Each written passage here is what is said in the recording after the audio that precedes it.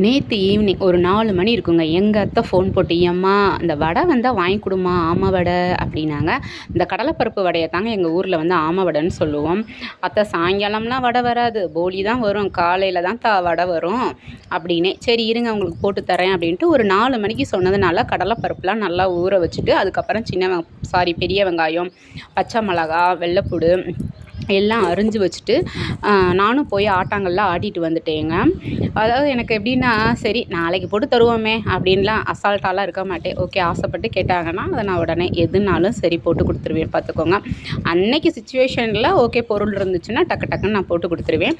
இப்போ எல்லாம் போட்டு ஆட்டிட்டு வந்தாச்சு. கொஞ்சமாக தேவையான அளவு உப்பு, சோம்பு, ஜீரகம். இதுக்கு வந்து வெள்ளைப்பூடு வந்து பார்த்துக்கோங்க, அந்த தொலியோட லேசாக ஒன்றும் பாதியமாக தட்டி போட்டோம்னு வச்சுக்கோங்களேன், அந்த வாயில் கடிபடுறப்போ டேஸ்ட்டு வந்து அந்த தொலி வந்து அப்படியே மொறு மொறுன்னு இருக்கும். அதுவுமே சேர்த்து சாப்பிட்லாம், ரொம்பவே டேஸ்ட்டாக இருக்கும். நான் முன்னாடியே எண்ணெயெல்லாம் காய வச்சுட்டு, ஏன்னா இந்த வடையை போடுறப்போ எனக்கு எப்போயுமே சரிக்கும், அந்த வடை போடுறப்போ எண்ணெய் எரியாமல் ஒரு பயம், எங்கே விரல் வந்து உள்ளே போயிடுமோ அப்படின்னு எண்ணெய்க்குள்ள. அப்புறம் ஒரு வழியாக போட்டு எடுத்தாச்சு பார்த்துக்கோங்க.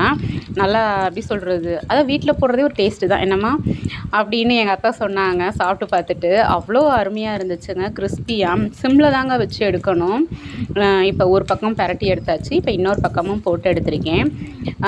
ஈவினிங் டைம் வந்து ஏதாச்சும் ஒன்று எப்போவாச்சும் சாப்பிட்ணும் ஆசையாக இருந்துச்சுன்னா நம்ம வீட்டில் வந்து பெரியவங்களுக்கு இந்த மாதிரி செஞ்சு கொடுக்கலாங்க. ஃபஸ்ட்டு ஒரு பேட்ச் வந்து போட்டு எடுத்துட்டேன் நான்.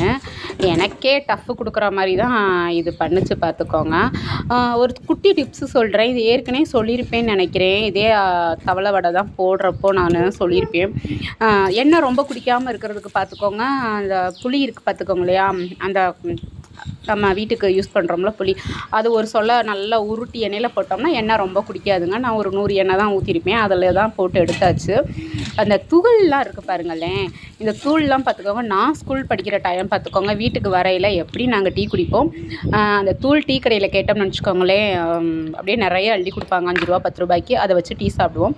இப்போ எங்கள் அத்தைக்கும் கொண்டு போய் கொடுத்துட்டேன். அத்தை, "போதுமா எனக்கு" அப்படி